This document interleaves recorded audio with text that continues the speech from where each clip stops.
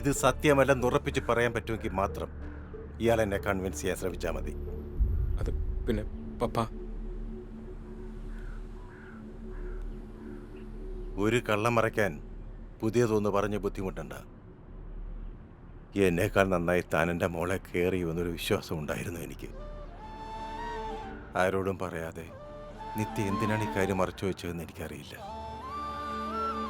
ചിലപ്പോൾ ഇതിൻ്റെ പേരിൽ തന്നെ ആരും കുറ്റപ്പെടുത്തരുതെന്ന് അവൾ കരുതിയിട്ടുണ്ടാവും.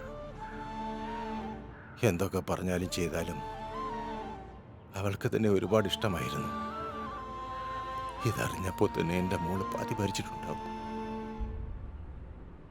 എൻ്റെ മോൾക്ക് എന്തെങ്കിലും സംഭവിച്ചിട്ടുണ്ടെങ്കിൽ അതിൻ്റെ പിന്നിൽ നീയാണെന്ന് ഞാൻ സംശയിച്ചു പോകും. ഞാനിപ്പോൾ സ്റ്റേഷനിലേക്കാണ് പോകുന്നത്. നിത്യയെ കാണാനില്ലെന്നുള്ള കംപ്ലൈൻറ്റ് കൊടുക്കാൻ.